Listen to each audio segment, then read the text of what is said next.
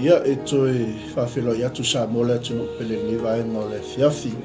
E mua ona toi whatalo whātu pa ia malu si o tātou atu no. Whaifoi ona maua maile whauina nei o le porkalame o le Alofa Tunoa o le tua mo oe.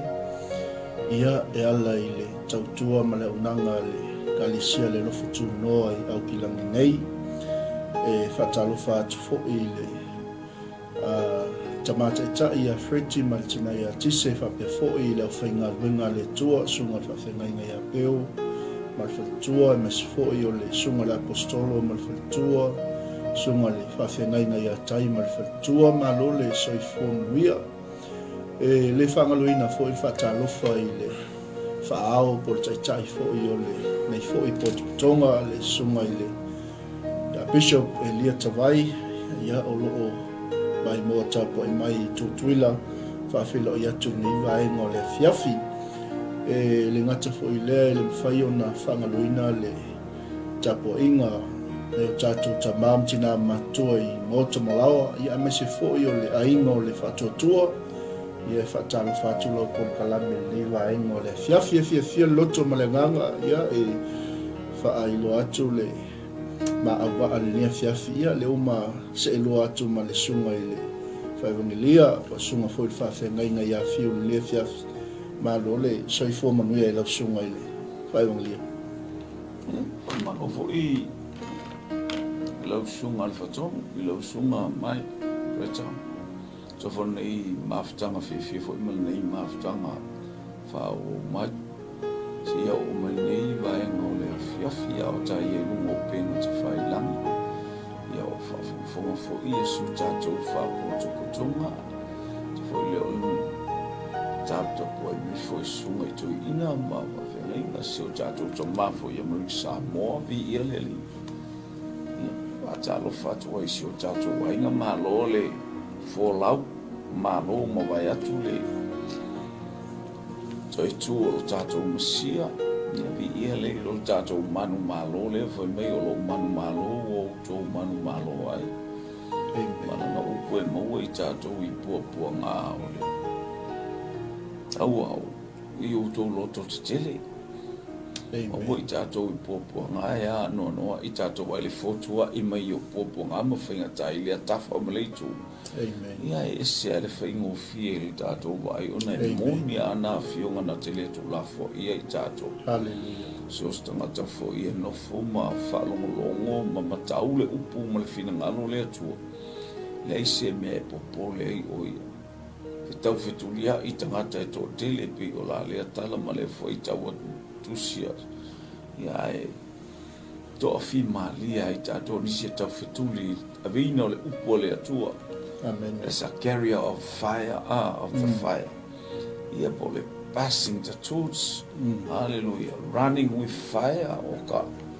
Ia e vesi a le tō tele lalang. Ia tātou e tō fi malia. E mo tātou te whātali tale atu i leo tima taimi umai whātali atu ai. Le wala au pa ia le tō ai tō a fi malia. Tātou e le se me tātou te soona. Maru e lue e ipi. Ia vi ele tua pe whatalo whatuna sa molo o tunu i lau mai mo whafonga mai fo ile nei afia mai e marsuan wha tonu ia le tua malo whaftai lau sunga ile whaevangelia mo le whawhelo ai fo ile tatou maftanga le nea fiafi ia whatalo whatu fo i tina ia hana nato mo maile tatou po kalame staimi ia po o whaafonga mai fo i nea fiafia o loo maolunga pe wha malolunga le toi. Lau sunga ta ina, lau sunga i whaivangelia.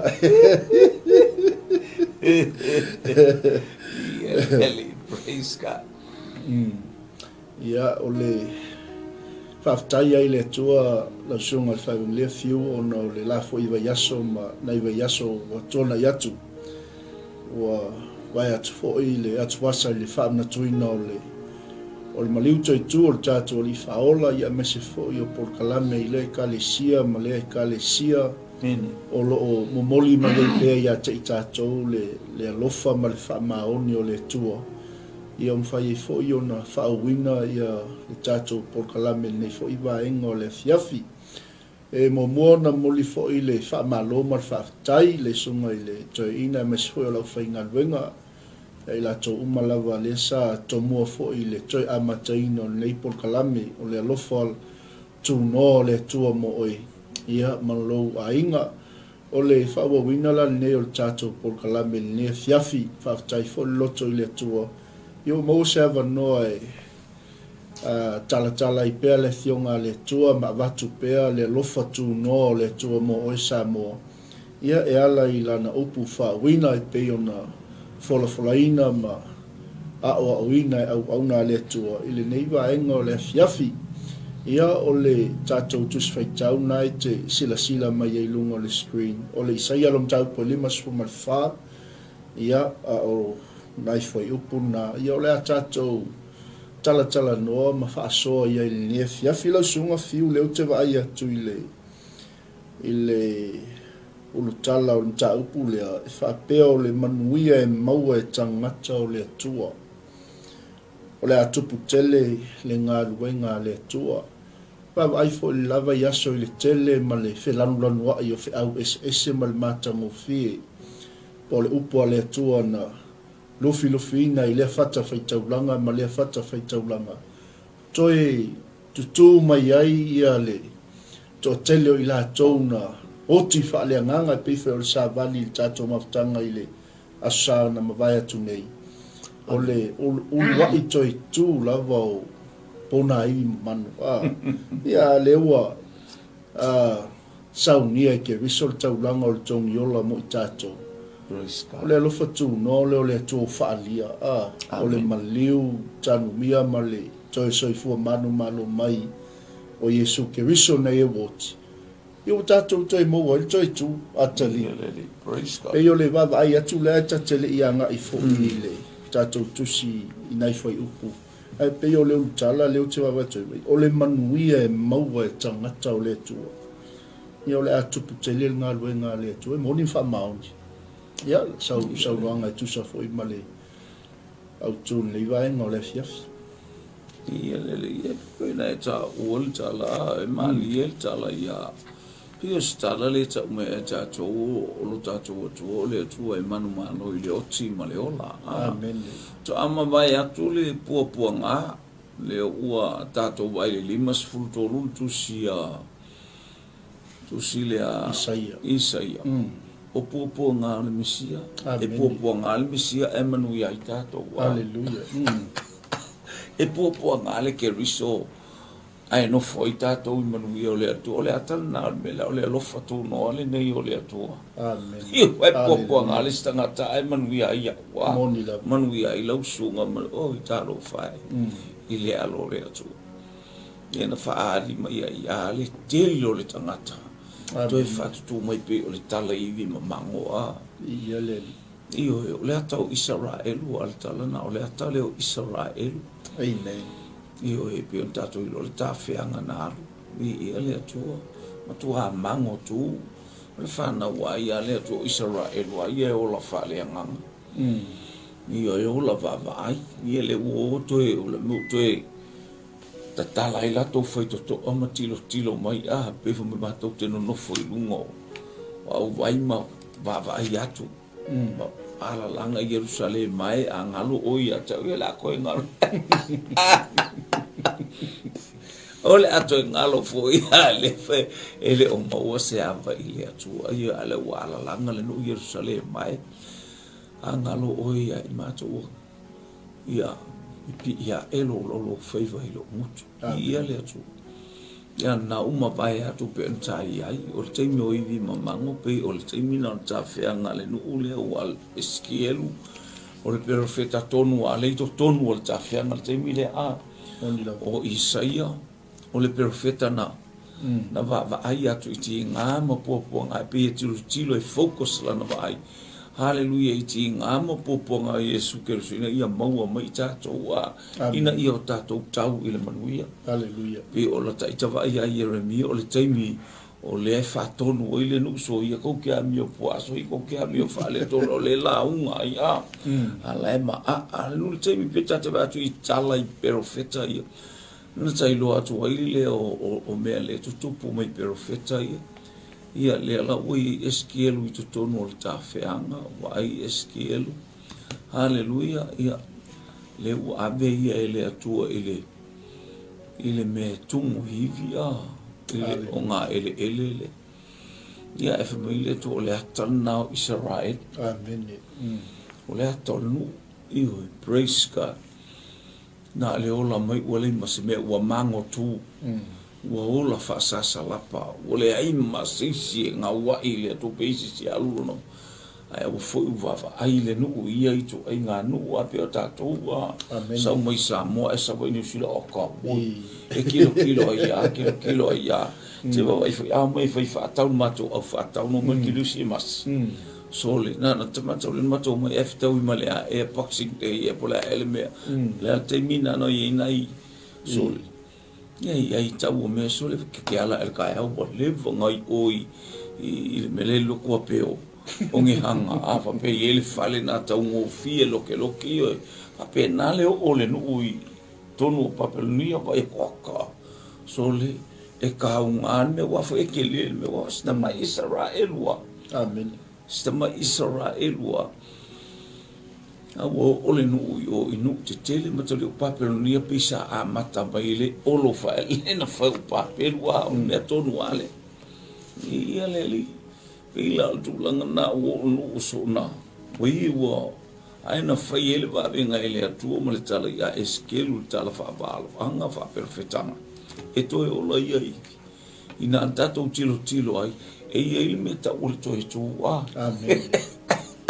o ki ai nga tala noa ia i ole upo le atua ma namba ia i le nga pa ia tu la i mai ole au tau e matua tote Hallelujah. ia le ole tala ngana le mele ole Alofa Tunoa ole atua mo e Amen. mo au mo lo uso lo tu fine tato mo falu mo fai le mo le a Yeah. au tau atua ile ole manui e mau e tangata ole atua Amen. ole tangata ole atua wow o lo sunga Mike Amen. o tato uma o e minga o mama ile atua langa ile o tangata o ile atua le tato te falu mo fo ile Alofa Tunoa le a o ile atua uma na ta o fape lava o na alofa mai o le atua ile lalang Amen. o ia au mai ailo na no pele to atasi le fa lava limas tolu ia limas fultolu tu sia Isaia o ia au wina mai ailo na no pele to atasi ina ia le fano se tasi o e fa atua ile atua Amen. mai au fape lava o na alofa mai le atua o tato atua o le atua o le Alofa Tunoa Amen. Ioi, o le whaavae leo lo na malo. Ia leli. A tātou wa ai whaale tonu tātou lua i tangata. Aia, na toi sa ili me whaapea ane lang tala mta upe tonu whai upe sfuru lima tu se kenesi. Ia nai whaapea whanau le tama. Amen. Ioi, tu i momo le ulu ngata so whai tau atu pe whai upu na ina ia. Hallelujah, praise God. Ia lelo fai tau atua. Ia mana ia la ngai ki whai whai kau mai ka O te whaatupuina le Ia. whaitanga ia te ulua malwhawhine. O lau whanau fo i malana whanau. Na te tui mo momoina lo ulu. A o oi, e te tui mo momoina lo na muli vai. Matau ria le se whanau ora ngata. Amen. Alai whamoi o lau whanau. Malana whanau le alfawhino le tau le kalesiel. Le tate i limas fulfa. Le tate i le limas fulfa. Hallelujah. Whamoi o lau whanau. Malana whanau ora ngata o kako.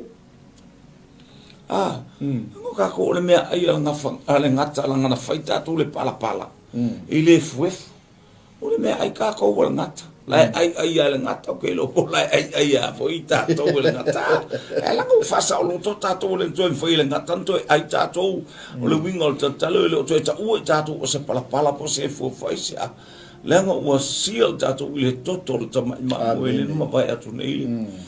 Tato fam na tu ina pe ina ia ali mai pe le manu malo o le toto toto le tama ma mo le manu malo i tato.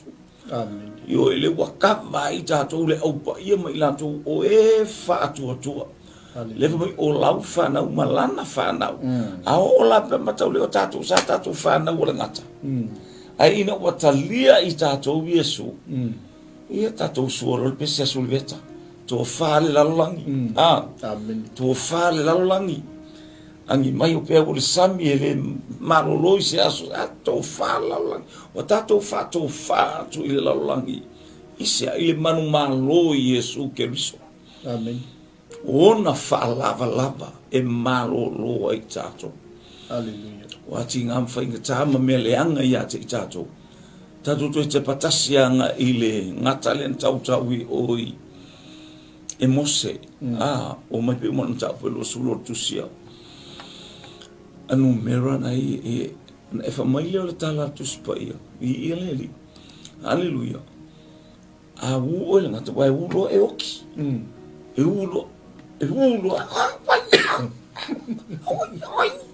awai ke ka solo bana awai wa ke le lo se mes ke o so ba o so mai singa kai o so mai fafi ka uli o so mai le skeke i o so mai io lave mai le awa ko ia ai fa mai a e va ai la le ngata uongo o le ngata uongo na o na lanu fa mai o le ngata apa mea fa usele ngata apa mea tau o le ata o Iesu Keriso le wingo le ngata apa me mea langa o so skanga kai ui malistino e fai ma mea aiale al ngata Amen. o le ata o Keriso alanga o le manu malo le tau mai lungo le la au le o sa tau le le e fa e fai mai a fai sitia una il fonga ele mata o pes fulu tu sia Ioane e non fai pu tol sumalua a fai si tia una il fonga ele Amen. o te to sina o mamai le no tatia a wala le toi a eva aile ngata a wa ko kilo le ngata a wa ko pe lo wala u a po sa ke lo u a wa ko ke oi a le ke a se pe ya le u sa lo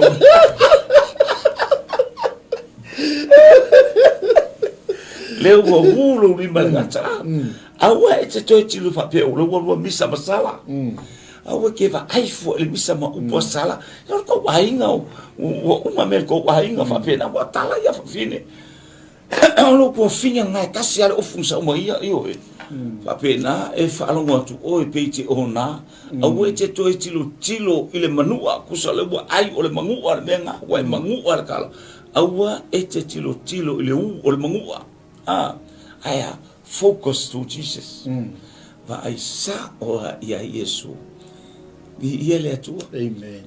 le fa mo ona fa la o tato malolo Praise God. e a ka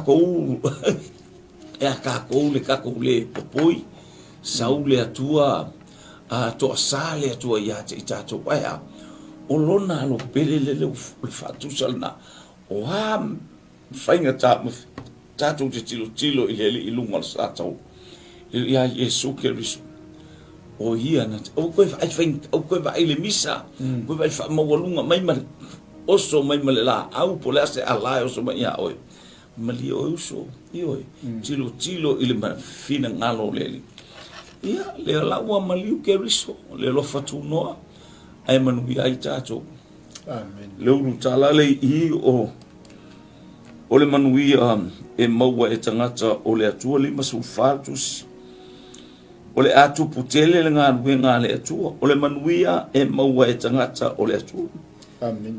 te whai kau mai lai whai upu mua i le laina mua Ia pese o e nā le whawhine pā sa le whanau. Ia leo tele, ma ia alanga fia o e sa le whati ngā. A wawa sili o na to o tele o le whanau a le no fufua. I le whanau a le nofo tane, ua wheta lai mai ai Jehova. ia as a comparison se fatu sa tusanga le wa umai e lua whawhine alanga leo tele o le whawhine pā sa le whanau. Hallelujah. Ai la ke la alanga leo kele le se wa ai se ese fale nganga ele fale tino o lo tala no ile e kale sia filia le Atua o lo tala no ia te o ia ja o lo uso i lo to fine so se tasi o fa longo fia ile li oli ile li Praise God. Ole mena se foi oli leli o lo umalosi le. Amen. Hallelujah. Le aso ne u fai e yo vata to te oli ma fia. Ela na e oli ono ole ali. A le tala noa mai pe ole aunga me tala no le fine pasa le fana wa. Amen. Ia pese oe na le fine pasa le fana. La me la pese ole tala no ia te au. Ai la ngo oe failo ko oe failo fanga a oa ule nei wa ta malo oa ole fine. Le ai so ko lua, le ai se lua fanga, le ai se me te pole la te sapa ia fa manuanga. Oli le fine pasa le fana wa sa olona fa matalanga le ina oli le sa wilalo. Ma ia alanga fia oe sa le fatinga. Wa wasilio na to tele ol fa na wale no fufua. Yanga oe sa le fatinga. Le ngol kule male anga le finge no le fine faito lua. Au o lona masina ia na le tala no ai foi paulo o ono yo o te toi o ono yo fatinga se fa mano yo to o langa kalatia. Amen.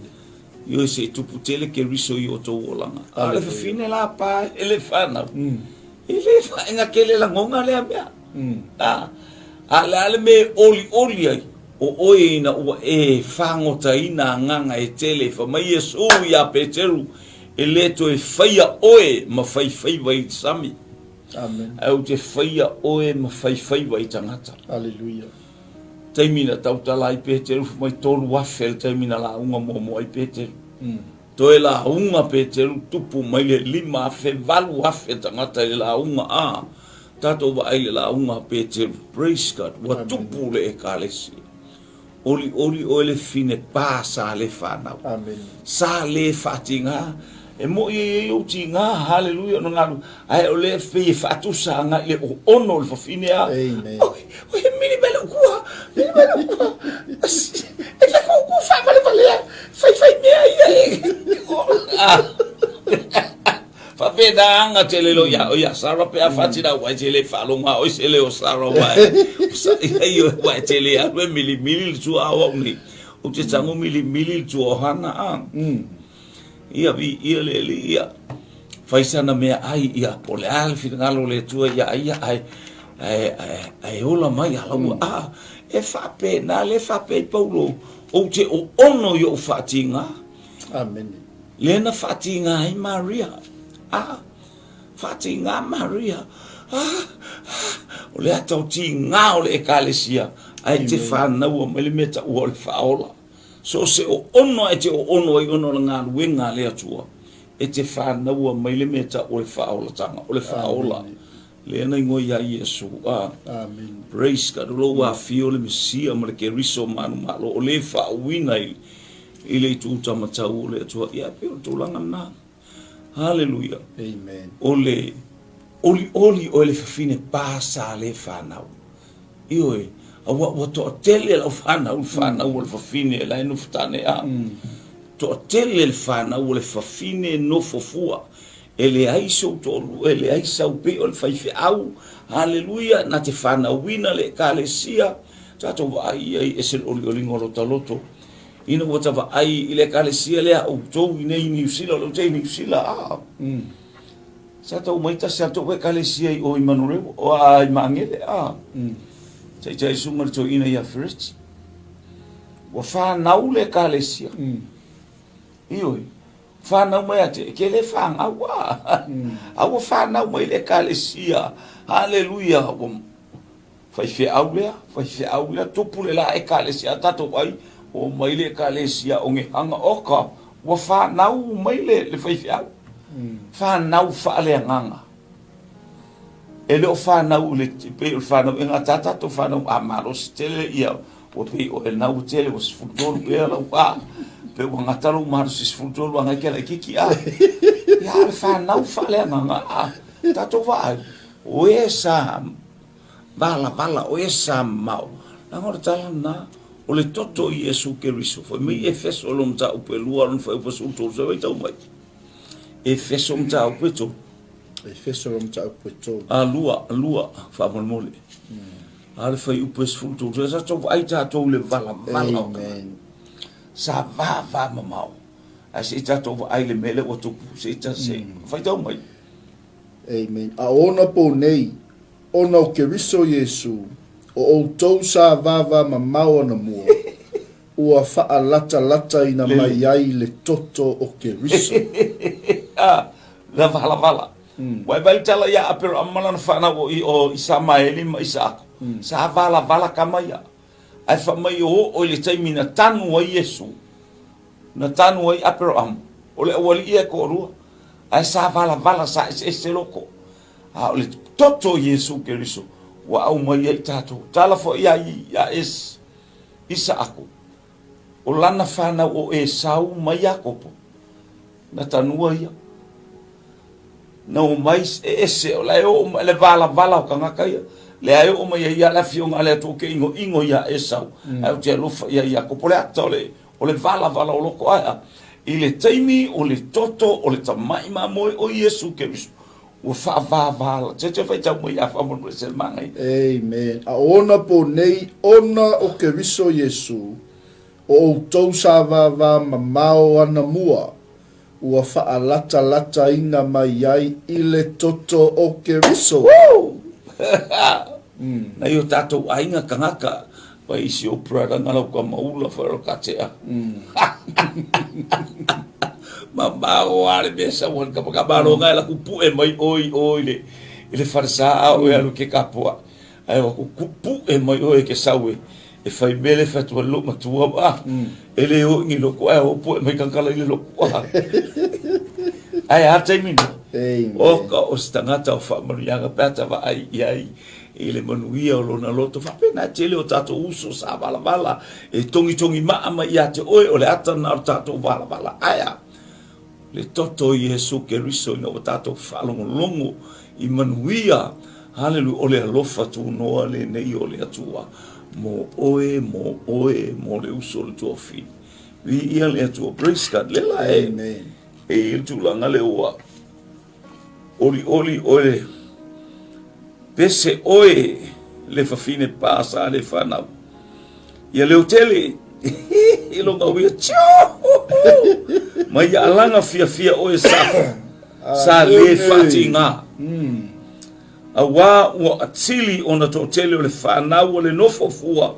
I le fanau o le nofo tane. Ia makau le nofo tane.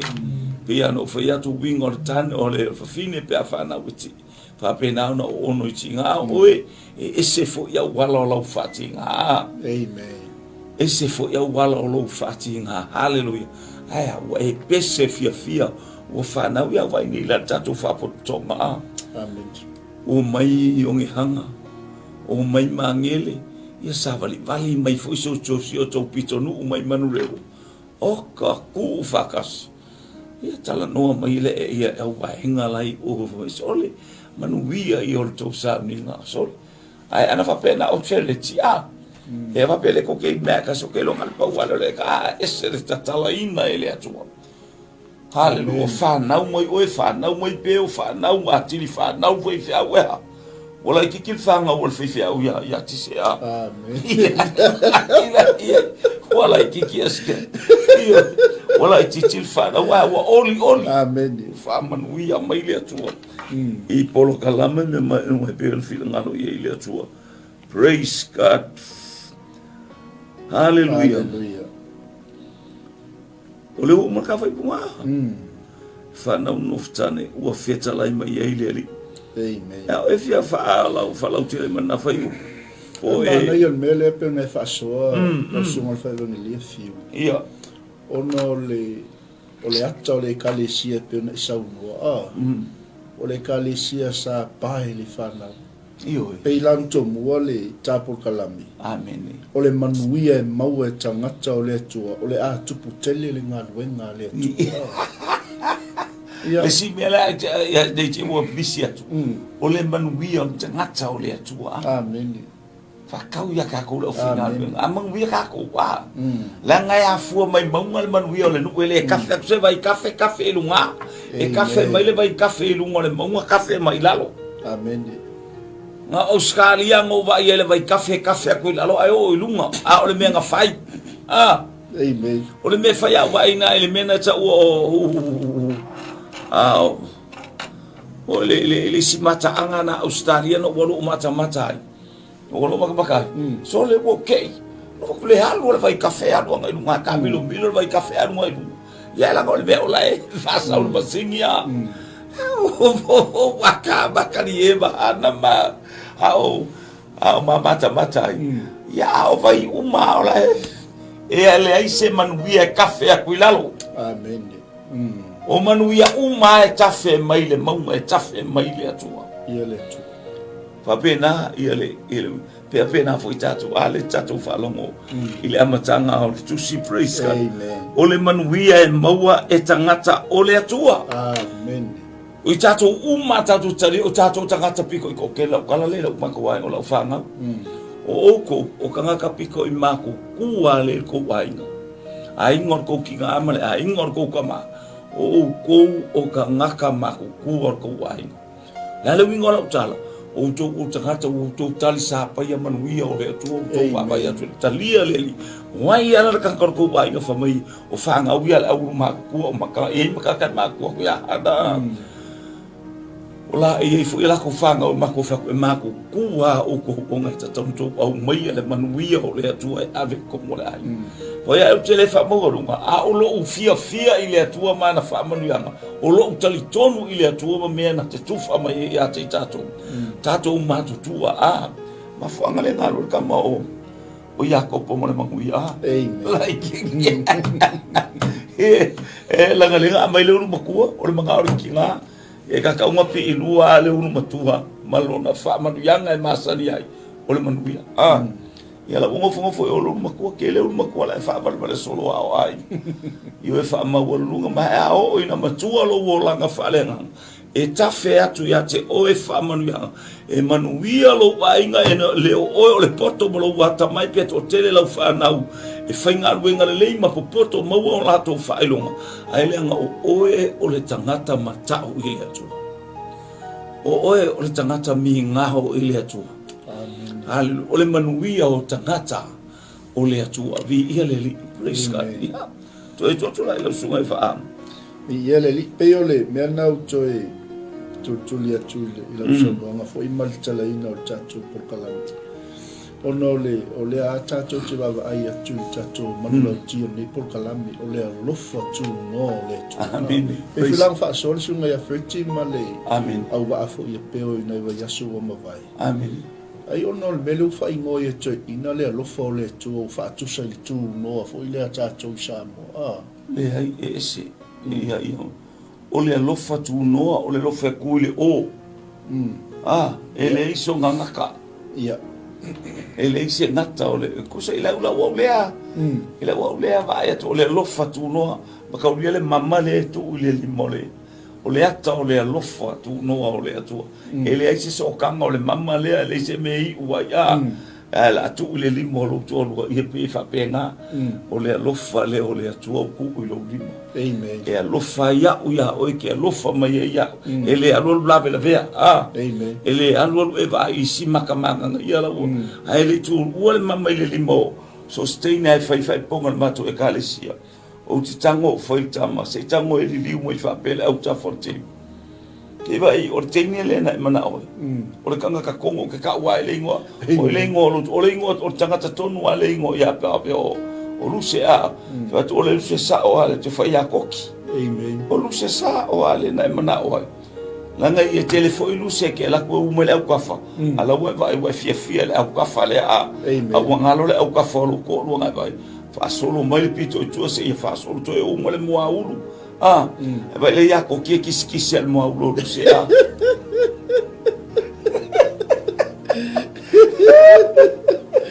ia le atua ona o pokalame le atua ma le anga le leio le atua o le alofa tunoa o le alofa e le se ngatanga o le alofa le o tata watua ia te tato ioi a vai fo ina ia faia le tangata ia o hami o le anga le tangata o fia pule sila fia tangata umala e follow mai ya akama e ole akale kasi. Amen. Ai na sa ili mai le atua ile alofa tunoa o le atua. Hallelujah. La e tama halu fana ule tama na te tu imo mombo le ulo le ngata. Ina ia faa wau le polo kalame na ia faa lana upu. Hallelujah. Olona malo o le alofa tuno. Amen. Ia le li. Amen. Moni ma fa maoni. No le tato por kalame o le alofa tunoa o le atua mo oi. Ia le ua tato wawa ai nei fa manuyanga. Pe ona tomua fo'i le tato por kalame. Praise God. O le manuia e maua e tangata o le atua. No winga a vea i tato ma tangata o le atua. Ina o tato talia le alofa tunoa o le atua. Amen. E ala i le faali tino mai o lona alu peli o Yesu Kristo. Mena ia. Afu le woto e tau. Rona winga so stangata e alu ese e na te le talia ke riso e fai mali i mawhao. Amen. Ele la iti pe a tatou pe autou sila ma o tatou va ai. Ile poloka lame na saunia ele atu. Amen. Ele la iti stamina fa poloka lame ele atu al poloka lame nei. Hallelujah. Ia uma upo le ngana. Ele mafai ana fa matala ina estangata. Ele o fo i tatou nisi. O mea mamana ma mea sili ese na saunia i ele atua nei polo kalama. Ia o lo na alofa tunoa ina ia wa ai tangata uma ma ia iloa e tangata uma. Hallelujah, lo na alofa sili ese. Amen. Hallelujah, ilana whanau ina ia i ai whatasi ma ia. E pei ona fola ma. Tangata umana i ele alofa tunoa o le atua. Amen. Tangata manuia. Tangata manuia. Amen. Au ilato uma na talia o ia. Upuia i o ane nuta upu mua. Alfai upe sumalua. Au ilato uma na talia o ia maa fatu atua. Amen. Peno vatu e ese foi la wa e talia a. A talia ele so fatu atua. Langa e talia. Aki waio ki kai au. Ki alu le lang. A te wahalu alo talia. Ea kungo eko sol muri ma ia. A te le atangata o ofuru talia ae. Fa pe alu. Wokalia Yesu. Wokalia Yesu. A ese ale o langa lai o lai. Amen. Wo peo me tangata o yu ki fala ina wo kwalia Yesu ese alo talia ese le meta o le fatu atua anga afa mai Yesu afaito to wa ia tu le matin na u fa penga ma ya na wa mama Amen. afaito te fatu atua ma ia ta manele salo le upunga la sa wo ikue fa matala that's a verb describing yang describing ole adjective fa atu lo atou fatu tua ma ia cha malele masalo ona faia le auto pe na faile matile.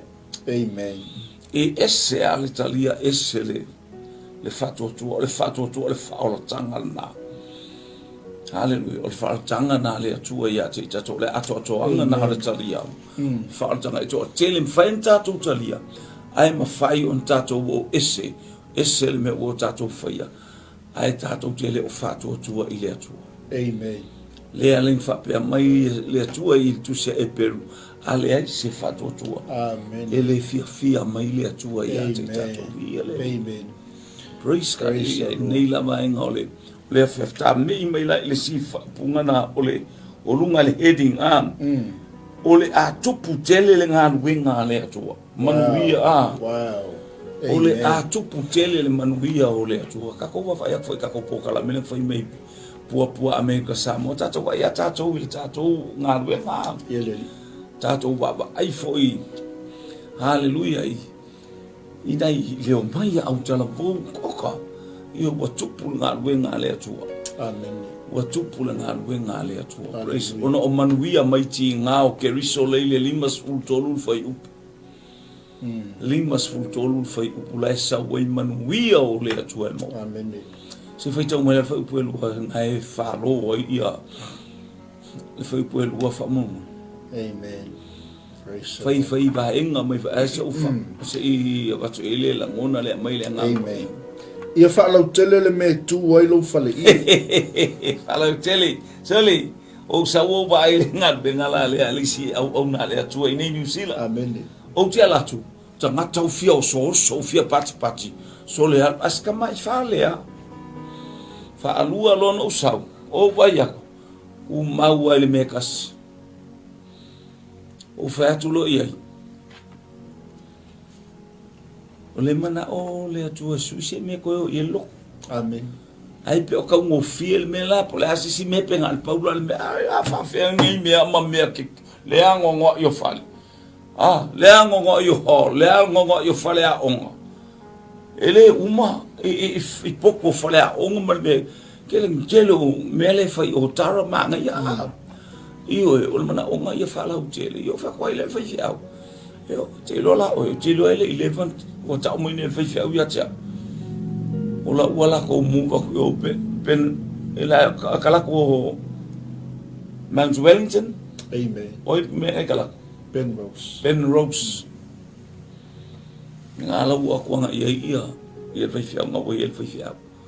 Ia le to pro na nga.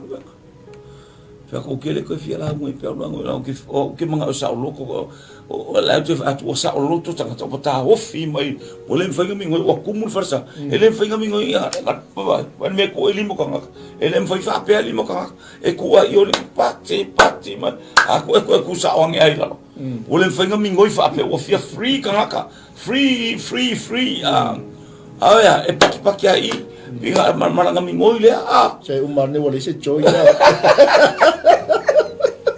Wangan me fo ele pa mai Isaiah. Arise and shine. Amen. Wangale arise. Elo yese shine.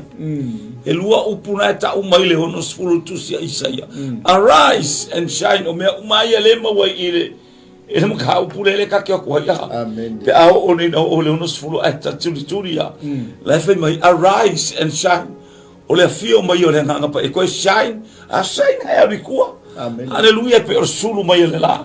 E ka fanka ko sulu fa penga. Wale sulu ka ngaka. Ava ngale arise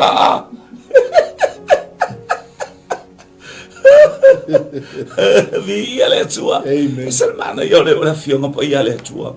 Fa malosi ate tatu. Amen. Melo e pule lua. Ia fa la tele le me tu wai lo fale i. Ia vi ale tua et tau wana la tele. Oi e ole va ia oil tamar ngal benga. Ole va ia tatu le ofinga benga. Fa la tele e va ai wa puma mo. Ia e loa ole nga wenga fa Pentecosto free. Amen. Ai fio I fo le nga pa ia. Amen. Wala tele saka kala ngar ko kas. Taimina o Jesus sa tautala. Aya ngar fa longo amra sa bali mereka ho fio fika ngaka ola boli ya. O is foi taimi wa e atu wala au tangata. Ai ka sei alikuwa. O ko wala au mai. Matauri foi pati mai ole na alanga mai o I. E no foi e rico. Ai mai la boli yes le allo tapi so kwa ole. You wa ala langa o fa la tele na o fori. Amen. Wala tele le fale o mai tangata to vai a Yesu o mai ala e pulu na o mai tangata wa me tato telo activities ese wa mai ele atua ia te tato expand enlarge ele fale o le atua tato wa vai o le nganga o le atua fa tu mo o la ule va vai fa pena fo ia fo i tato nga winga te tasi pe on tato na ia ina ia fala o tele io Hallelujah. Ia so mai sila nga fa mo. Ia falo ina ia pui o mea e te nofo ai. Ia o le tala no anga ile. O le tala no anga e falfita fa. O le falo le o me falo ele o le ia au salevi. Ai o mai le no wa. Ia ko va ko kele. Ko kele le ka ko lo fo ile me ia I lo watua. Na ona le fitus fulu tangata o I. Ai kupito. Ai saule solo mai ai kupito o mai le nu o le folfolanga. Over million. Na o tangata tau wala fa mai e ono se la wafe te afa I tau tanga. Ai fa fela ka mai ki afa la o pe o preta o tanga kakau. O ia ko fiku ko iva ko sul ko lu fa ngau. Yo e alu e malto lua e se vai la ko ke.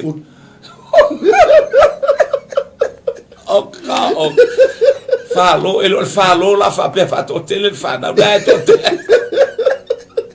Aya Whapena al whalo ina ia, hallelujah.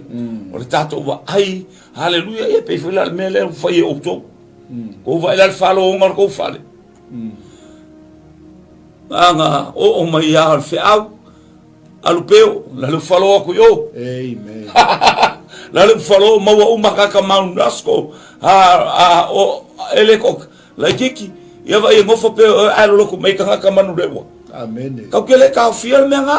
Pe ngofo i kafa, ele vim fia ngua awan ngai kau fia whapea. Ngofo i a kau, no, la i le me tau, la e afo, e fia e no lotu. Tātou fo i le i kangaka, o mai o mai e mantei la. Amen. Ia sai vai, i fo i toi ina, e toa tele fo i tangata, whaloi ngā o le whare i au le atu. Amen. O au le o tau tino atu ia te o ea o tau no te tia. E te whai i vai telefo, ai la raku i se ufanga whala kai. Kangaka e loko i o. Amen. Ia le li. Ioi, o le mamao ngā, o le mamao le iku sae, o mo ka amangiang. Amen. E o mai au vai kele fuk. E ku waile, sale moa anga ia kua. O le wingo le tala ile o se me whaapea tato, se kau ke kau wangi mea. A le ata o lo umanino le le, o le ata le whabe ia. Falo, o tau whale ia. A ue ke kau fia kangaka. A ue te tau fia le manuia o le atua. Praise God. E fo inista ngata utu whapea to isi o matu wa ingo mai mamao. Au tau iloa, ua mamao tele nei e fufu le tosu. Ai la pule o tau, le wofai atu. So se mea e file mua i o tau lotu masao lotu. O sole, ele ai. Pe warunge le walu kau sama, o mafuka wangakai. Amen. I ia le li, wa mani liuta manulo, ala e waku wafa e trai. E drive kwa ka vale. Me mamao tele mea e istangata. Fele mamao pe 2 hours e sawe mai o Hamilton. Hallelujah. Afai ole mea ngai ke ilo e sa loto ai. Aso saule asa. Amen. Nga pe isingi. Hallelujah. Nga le lua se lau alfa manguianga ia te oe. Ia le ali. Amen. Na te falo al fale ie. Ia le atua ina ia whamanuia tangata i mea umalava. Amen. Praise God. Hallelujah. Awa e te whaititia. Ia wha umi au maya. Ma ia malolosi au whau. Umi maya, malolosi au whau. Ao whenwhai lau launga ia. Ia ile umi whaale nganga. O le umi o lau maya la sai, o le maya sai ile. Le fale ia ila loi fa o fao o me tutu ia ia mau le fa vai o lo ioi i ku ia e malele ele fa pe angi ban makangi ai se fa le ko ngur fai fi au tutu ia o fao le ngata foi o ele te au mai au tutu i le lei fao lo no ia mau salilo fa tua ia oli ile ali ia fia ile ali o lo uma lo sile tala tana tok o ne mia. Amen. Fikale ala. Praise the Lord. Tau whaingo le ati ingo le pā. Wa mana ia Jerusalem is about 100 years. Na ba haile o mai o malanga mo mua. Malanga e lua. Ale a e kula i maile. Malanga mo mua malanga e koru le a nge mia. Pe a se lau mo kupu kau sanga le vā. Amen. Ai whakawasa o nge mia. Ala e wha manga ia le ai amatori o ai o nuu ia tauna na sio tauna si o mia e whapena i tātou o le ata o ia ata o le ata o tātou si o mia hallelujah lo fale nganga malu tangata fale nganga hallelujah i le paafi mai le langi Amen. ia pa i tātou si o mia i le mana o le toto le tamai mamoe tatalo tamasi o mia nei farsasi o mia nei ai ngalotu mai peresepa o haura fa ingo fa penga de kalesia ingo wa inga lotu po o matavai mai persepa i tiperia vi ele Amen. sau le mana lo toto le anga i mai lungo le wala e ke kalo akula le wa ka mai e angelu ia le ioi ka mai angelu ke le fo me so vale aya e o ese uma tanga e o mai al au si fanga fala kai ile manuia ho le atu Hallelujah. sa vale le nu aya ko uar ko mo se vai luole sa vale le manuia o le tua praise God, e wha umia tātou whare ie, i whalo ina tātou mai ama, umia tātou whao, ia mau whare ie a, mau whare ie a, o whaina e mōli mau o nā mea uma, e whaatatau nā mea uma, i le mau tū, o le tātou tāpenanga whatasi ma le anganga pa ia, vi ia le li. Amen. Ia le tu e tōtu lau sunga wang. Hallelujah. Ma le ia le vainga leo o ia i le whaasofo i le fiafi i le vai mo whaafonga mai fo i so tātou aina. Ia e a ngā fo i mo le tino ke wiso ai me se fo i o le ngā ruenga le tua i so se tō vine ma so se whata whaitau langa. Ia a wai tupu tele le ngā ruenga le tua. Ono le manuia o tangata o le tua. Mai whai poi tolu, a wai te o Sofia le tua pai le tūtau matau, ma le tūtau anga vale.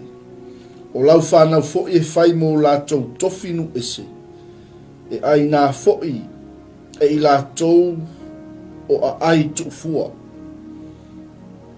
Mana ia lasi, vaenga rea, mai whai poi wha, awa e te whewhe, awa e te le mā, awa fōi e te māsiasi, awa e le wha maina oi, awa e ngalo ia te oelo mā ina o e teine muli, e te le toi mana tua fōi lo luma, ina o e nofo fua. Ia o loo tala noa o malawa i le. I tu e mei mai i le tolu a. Awa e te o Sofia tua pā i le tūta matau, ma le tūta wanga vale. Amen. Ma tau le fo yo isi no ele so na so a. Ele so na ai a o ina ye fa manu yanga le atu. Fa inta to so uma me uma atua pa o me ai. Te lo o tua pa. Ka fe mai le manguia. Amen. Te la tu le se kale sia na fa petala le se kale sia na le. Ma ngai o le falsa. Ai ku yuka. E ku yuka. O la ngai le. Ai va me tala le, ai fai bai tala le, ale awali ia. O le wo fatro twa man, ai o nga ruenga ma au le lenga le fai tu matu to na imal tatano. Ai fa bai mai ma la pena fa be ai tui ile awala a. Wa for it's about 80 meter longo vinga valu se laumika. Valu se laumika le kamo e kanga. Na valu se laumika le saule awala kele. Ia pe o tua i o le nuu le iei au le whale a. Te ilo oi, uma mai rantala ia o angulo. Ea, mai ana tū lai le ai, o le manga unga e whaalia lia vale, mo saule anganga le anga a. Saule anganga le anga o whako whele na maliu o Yesu. Na maliu i totonu o le a ai pe, na maliu i tua o le pā o le a ai. Na maliu i tua a pā pe, na maliu o tua pai loa ia ngā ruenga. Amen. E loa ila ia ilo mo manga. E loa ila ila upapua. O kua pai fai ila upapovi. E le fai ai lunga sami ila upapovi. E le fai ai lunga le a aise papovi e ua kua ima. Fa le kongo kua ile ngu ui kua inga papua ma mangongi a kua ingo sia ma sala ile ngu. O tua pai kolokota. Na tafe mai ile manuia. Amen. Lea le tal noa iai. O le tūtau ngā vale, ma le tūtau ngā tau, o a mea uma pe ele ango, i ele tangata. Hallelujah, po fea ale mamao ma le puma mo o le me ufatonu atu ma eilo o le me la walanga ilvi inga o le atua, ia eiloa e te le whaalau te le inga. Amen. Ele whaia e stato ngā luenga, just praise the Lord. Amen. Lift up the name of our Father in heaven. Hallelujah. Na eva ai le me ole atu pua. E watu hatangata su e tu apa. Hallelujah. Praise God. E watu hatangata esa ili. Le mea o iai le manuia. Whaalongo i pesenga. Whaalongo i le upua le atua. Wahani wha evangelia o malele ai ma mea umai whaia. E manuia. A o ofo ina o iai alato whanau e mata. Ai o mai va vai atu pe pese ta mai ti pese le lotu le ainga le fa longo pe la ma ko e wa inga ku lunga le matua ya ile afiafi wala tu lotu ila lotu tu apa a o lo watali inta ita ia tu la fa mai malaki o fa nau e feliwa ina i matua o matua e feliwa ina i fa na tapuni lo matus pai tapuni lo mal fenga inga tuai so e upuana ar fenga inga tuai o whanau e wheliwa ina i mātua o mātua e wheliwa ina i whanau o e kirikilo e lau e kalesia kirikilo kako e kalesia o nei e tatou whanau tatou o vange mai loto o mātua e lei vange he oe e lei vange he saulau ngaia a whaifo lau ngalanga le upu le atua Amen.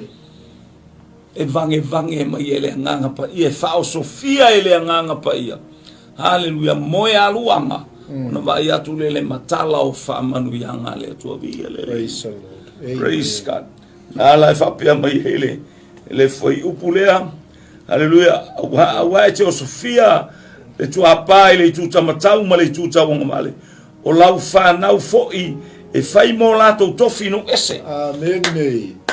o vai o le kango e fai tau maile fa mole alua suma le iwan tusia Yeremia Amen. e tau maile le foi upu e lima fa solo mai tau mole foi upu e fitu fa mole o le taimi na o ile nuna fa tonu e Yeremia haleluya ai o mai perfecto mai ngale lua kausanga kau ke o e paperuia fa mai Yeremia e fitu se fulu tausanga Amen. e fitu se fulu tausanga tau te o ai le la fai ku me le mai le Atua te fai kau na fai upu e lima fa mo I au tau whai whale, mano nofo ai, mai au tau totoina whaatoanga, ma ai ai o na fua. Whai poe ono, i nā whai awa ia au tau. Mai a whai awa. Whai awa. Ale whamai tusile a Isai. Le whalongo fo il tala tusile a Isai. Hallelujah, mtau pe wha. Hallelujah, o foi. Hallelujah, praise the Lord. I tu tau matau mali tu tau ma o lau whanau foi e whai mō lātou tofi nu ese. Amen. E aina foi e lātou o a ai tu fua. Praise the Lord. Lea ma whaini o lātou waba o loto manuia a wa o le manuia le ngai o i lau whanga o tutupu i le Atua. E kau ma whai e tau ma whai ta mai te whatupu i o le mele la oie. Lo minga kala ngoa ta mai te mo i ala e kala ngoa ta mai te i le Atua. Langa le la o ngu esa.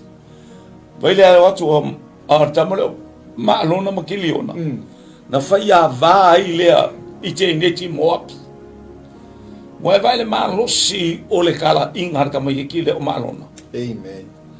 O le malosi le o le kala inga malona na le nofo ai ruta i luna nu o moapi. Amen.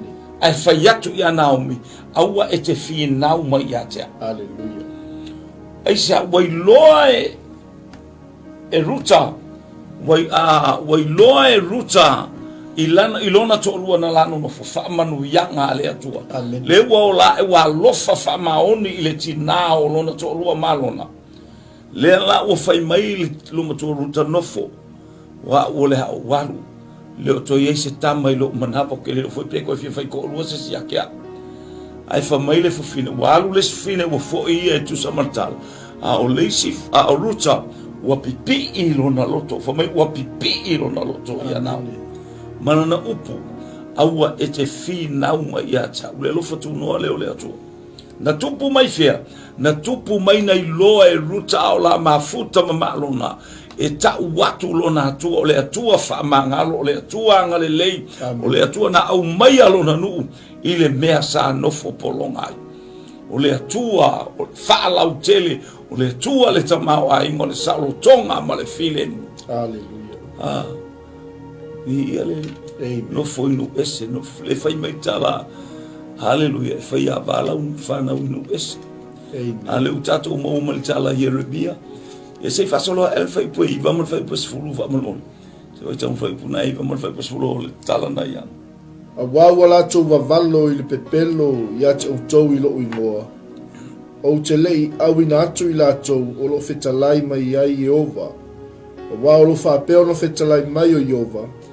A wha ato to inga tausanga e fitu nga fulu i papelonia. fitu nga fulu e le lua tala no sa o mai ai la tua ya Yeremia fitu se fulu tausanga e fa ato to ia nga alea Ona o wasiasi ai le ia te outou.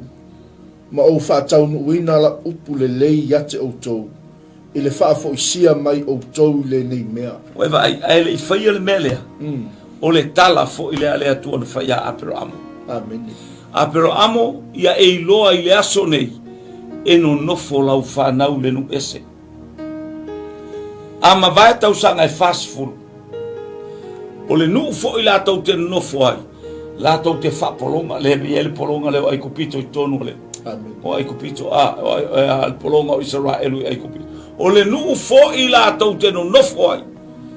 La tau te wha polonga. Ai o te wha umatia le nuuna. Ai fo I mai lo nu.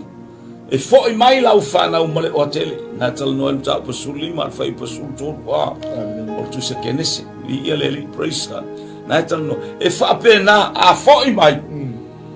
Le wha pe ai o se whanata upe lima sfuru, al whai upe lua sfuru whaal tu se kenese. O le a o woti. Ai asi mai le atua I te oto. Amen. O uso Israelue, e asi mai le atua I te oto. Hallelujah. Ma ave ese o tō nei le mene. Ia o tō o ma ave o wiki. Pau hale o mra onga sto ina ave o na iwi a. A lan fa e asi mai le atua. Ano fa mai le atua ia Yeremia. Yeremia e fitu se fulu tau sanga tō te o ai. Amen.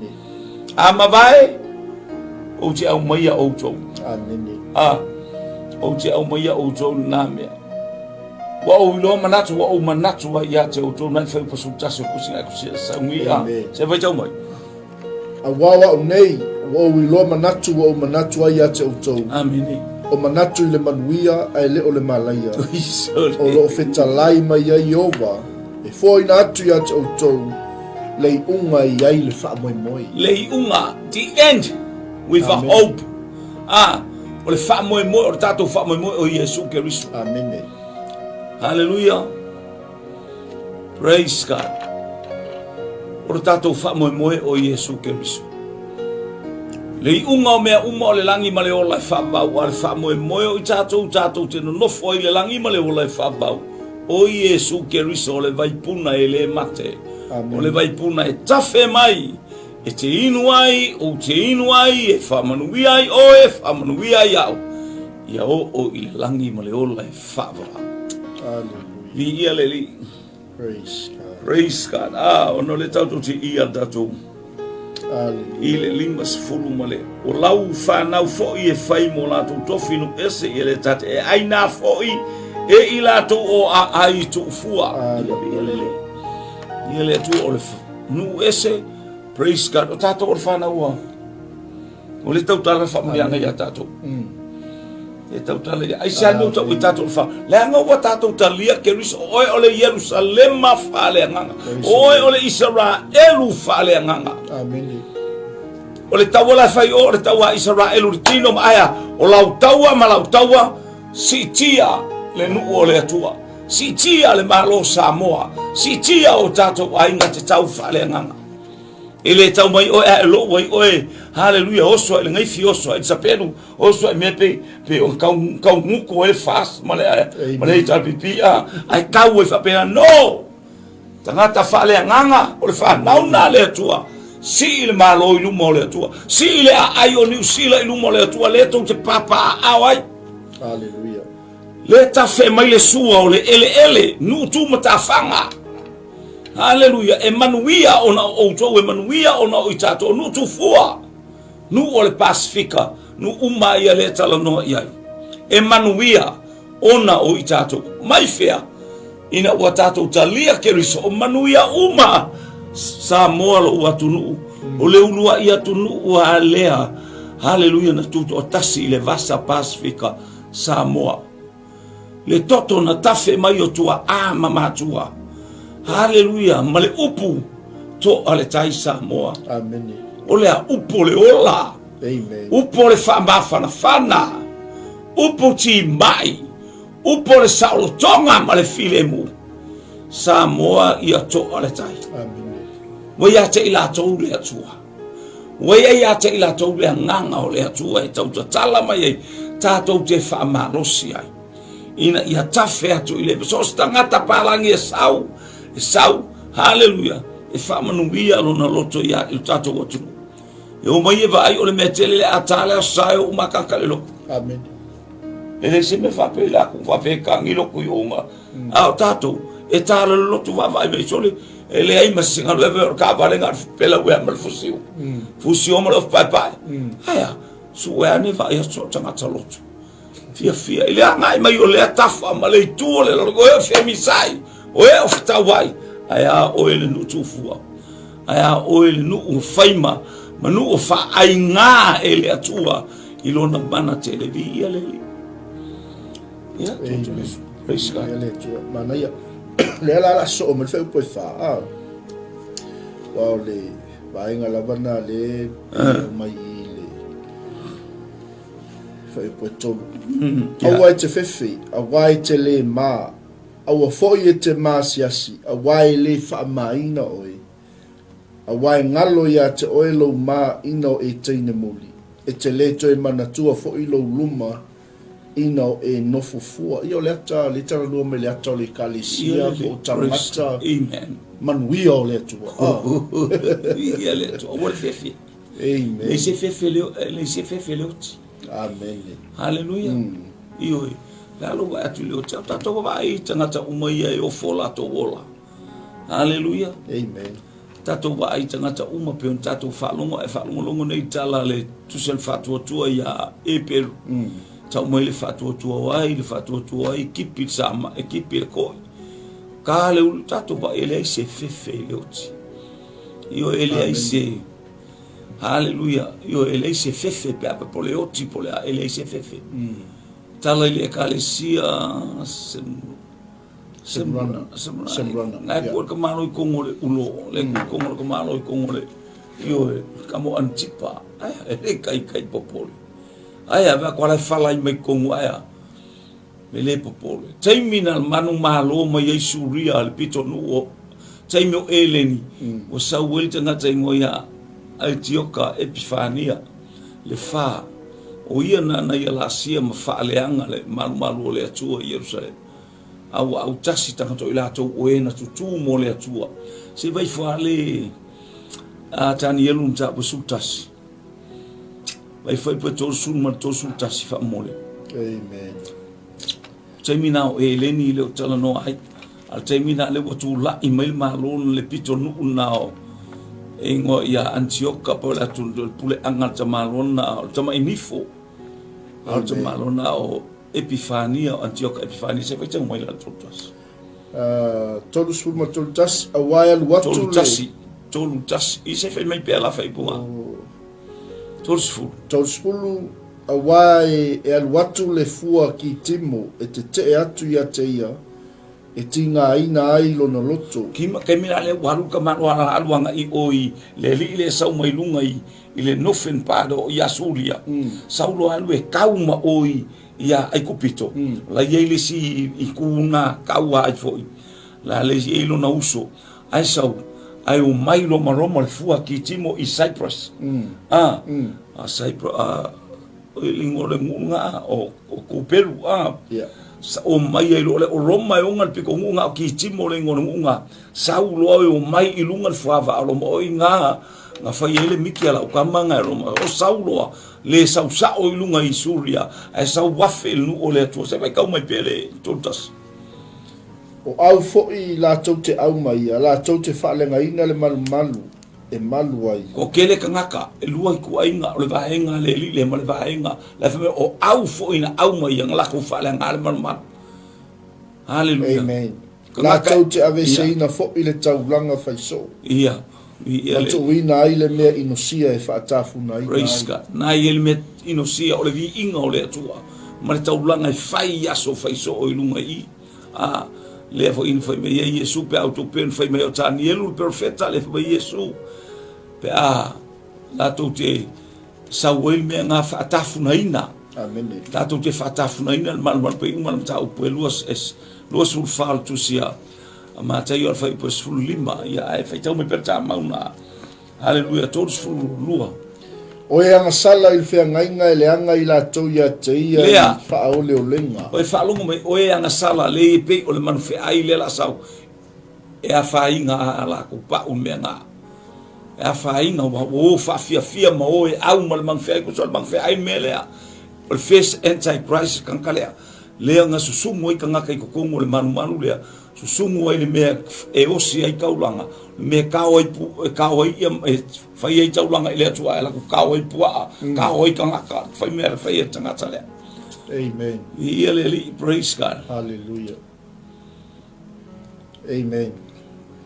Ia fai tau mai pia tap maunganga umau mko. A ole nuu o e wai lolo la tau atua, la tau te wha malolosi, mawhai mea te tele. Wai vai. Wha malosi, o nuu wa la tau loa le atua pe o oe pe o a o hoi kako umo wai loa le atua. Ne makiva a wala ko whaia mea te tele, o le a mea te tele, o le vi inga o le atua. O le wha manu i le atua. O le sitia, o le suafa o le atua. Hallelujah, e vi ia le atua mai ta ele o lato loto. Fa a wau le poro kalame. Hallelujah, ina ia vi ia le suafa lo loto lau tele o le atua sili ese. Vi ia le li, praise God. Amen. Tangata pupoto la ngari i. Tangata pupoto na le ewa ta umai whianga ingal na. Ia e, fa pe na o lato o langa pe un tato ia il whianga ingal manu whi ai le la osima. Ma le nuu o Israelu, ka valea ngā langaleng whaalea li mea tonu ana i tangata poto i tangata valea. Amen. Tangata poto la na i ta whai upul na, hallelujah, la tau te whaia me te telo. E le pupole le oki. E le pupole. Ma fuanga na manu malo ile manu fe ai ile fa mai ua manu malo le manu fe ai ate ile aupa ia ai sia e o mai ala ko pula la ko me fai por arme por ka fasi por arki por le ua kolosi le isu por ar ko ngambe ki pia ku ka au le ar ko le ka pau penga fa penga tu lo na tato tele lo tu nga fa tato hallelujah ai tato te fa tai o lo fa tali tato si tianga. Hallelujah. Ai fai o mai man fai o le mea na te fai. E o mea la ko fai mea la ko ai. Ai fiu e mai ongo. Le ai ya se mea. Do what you want. Io a nga mea no, mau ke enga reject. Io il mafuanga le fa pe mai tus pa ia. Wa manu malo fo il manu fe ai le au pa ia. Ai se e o mai ele ya se mea aya ila to ia fa mai tus pa ia na la to ui mai poponga. Amen. Au tato tele uia tu melea. Au tato wall city anga. Le afa manuia le tu ia te tato. Amen. Ia, fai mi polasta me manuia. Ia. Ia le. Ai fa mai lo sunga por anda fai polasa boy. Ia ole fai po lima wale mata o il fai pule fitua. Ia. A waole na faia oe o lau tane lea o Yehova au o lona i ngoa lea. O le na whaatawina oi, o le pa ia o Israelu, e tā ua o ia, o le atua o le lalo langi uma. Ia, wha uma e lau sua, manuia o le atua, o la e ta uma ilunga le piso ilunga, o le manuia e maua e tangata o le atua. Hallelujah, na e whake, na mai ai le fionga pa ia le atua. Awa o le na whaia oe o lau tane lea. Amen. Whalongo i lautane, o le ali'i o au, o lona i ngoa lea. Hallelujah. O le na whaatauwina oe, o le paia o Israelu lea. Na whaatauwina whaafia. Na whaatauwina Iosefa e o nauso. Whaatau le luas fukala, e peko fukala, whakawai, whaataunga. O le atau Iosefa, o le atau Iesu Geriso. Amen. Ua puangana ui mai ai o se whaole whaatanga mai lea pe na afi fi mai tutonu. Hallelujah le whaatawina. O ia e whaima. Praise God. Amen. Hallelujah e whaima polonga. O toe wala au lea tua ia Hosea. Hosea mata upu e tolu na e talanoa i Hosea la e talanoa i. Alu e whaatau mai le whawhine lea.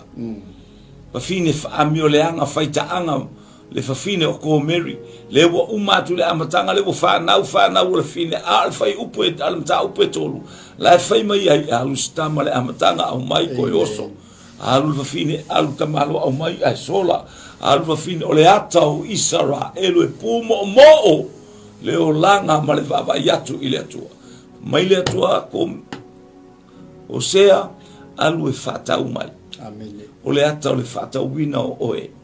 Ua whatauina i tā ua e le atua. I le toto o lona halo pele o Iesu Keriso. O le ekalesia ua tāina i tā ua e avea ma ekalesia e le ise pona. E le aise ila e le aise manuminu. O le ekalesia e atoa. Ona o le suafa o Iesu. O ia o le ala. O le upumoni. Maleola. Praise God. Ua tā maua ifa manuyama. Vi ia le atua. O i tā ua o le tane. La e whātate. O i tā ua o le whawhine. O i tā ua o le kalesia. Hallelujah. Tāte o atu mo le mamalu iluma o le atua. I mea uma tāte o atua. Hallelujah. Whātauina oe o le paia o Israel rea. E ta ua o ia. O le atua o le lalo langiu. O ia o le atua le tamā. Le atua le alo. Le atua le anganga paia. O ia o le atua o mea uma. O le na whaia i taha ua i le mata i sauola na whuawhuanga e ala i a Iesu Keriso. Ia le atua. I whamia le atua. Ia atua atu lau sunga e whai ua le tāpō kalame. O Iesi isi whamalo si ai lau sunga. Amen. Ma lo whasoa lau sunga le. O tāwhai mulmuli. A wāua wala au i ova ia te oe. E pei o le a vāua lafo ina. Ma ua whaanoa noa lono loto. O le a wā fo i sa nofua o teine muli. Ina ua lafo ina oe. Ua whetalai mai ai loa tua. Amen. O wā ua wala awina, o wā ua wala auleli i a te oe. E pei o le a wā ua lafo ina o oe o le fine na lafo ina oe o le fine angasala o i tā ua o tangata angasala. O wala aule atua i a te oe ala i a Iesu Keriso. Ma Iesu e ufo ina wala awina o i lato uma o e whātua tua i suafa o le atua. Wala awina o i lato o e taria le anahanga pa ia. E wala awina i lato le suafa o Iesu Keriso le ali ima le whao. O le wala aule mo oe o le wala au moa o i tātou o tangata. Hallelujah Sam. Mata ngā lo soifua ma lo uolanga. Amen. Sa whenumia i e pei o le tala e whai a matanga o le lalolangi. Sa so ona nunumi ma ua ngau. Ufitia i le pouliuli. Hallelujah o le moana sa ufitia i le pouliuli ngau mea o onga sa ufitia i le pouliuli. Hallelujah. Aya tato whalongo le whai upo e ono e pei ona au mai. A wā ua wala aureli i a te oe. E pei o le a wā ua lafua ina. Ma ua whanua noa lona loto. O le a wafo i sa nofo a o teine muli ina o lafua ina oe. Ua wheta lai mai a ile atua oe o le a wārta mai mamoe. Amen. O i tātou o tangata sa lafua ina i tātou. Sa pule le nganga whasa lawe. Sa tani a te i tātou. O toi au mai a te i tātou le pule male mana. Fa mai Iesu o te tu ina atu i ate o le pule male mana. O tātou o le a wasa atu lafua. Na tu i ona so o le tuu mai foile i ate i tātou o e talia Iesu ma whātua tua i lona suafa pa ia ma ua avea i tā ua le kalesia ua tā ina i le toto le tamai mamoe ua whāta mao a inga ina ma whala e awina oe le anganga pa ia wha maino nofo i Jerusalema lua sol whātu si aluka ar vai upo e whāsu maleiva ia outou no nofo i Jerusalema se i wha ofuina outou ele mana mai le lang.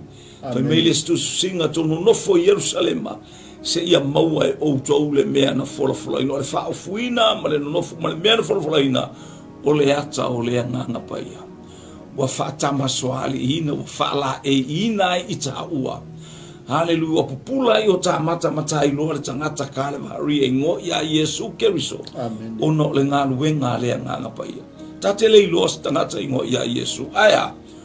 Wa e soi ma wa ta ata mata ori mata fia mata alanga wa ta pati ta fa manuo i le vi inga o le atua ina wa fa i loa e le nganga pa ia mea uma lo sa o tonga te sa lo toma lo filemu e ala ia Iesu Keriso lo tatou wali i ma lo tatou faol ia to atu lo suma. Amen. Ia mo le atu le fa tele sa mo le atu pele i le fi vai ngole fiafi ta tonu o le fai uma fo ile o le tatu por kalame le vai aso o le Alofa Tunoa o le tua mo oi ma au na toi ma le sunga fa evangelia sunga fo fa fe ngai ngai afi Ia e longo pu ia li pea le pa ia mal malo si tato tunu e maise o le fo launga la fatu tua la tau e wa wala wina le tua au ni ngalu o oil tangata manuia. Amen.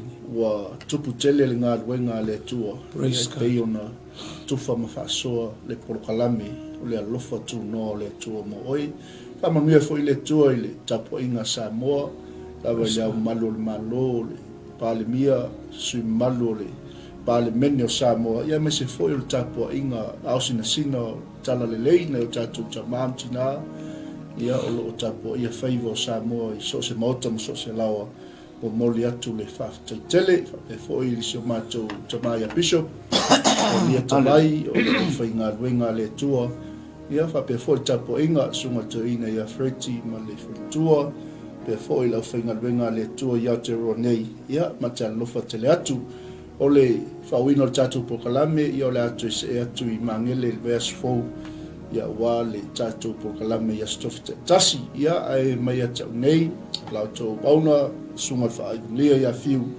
whaamanuia tele sa mole atunu pele le vaenga le fiafi, tō wha soifua ma ia manuia. Praise God.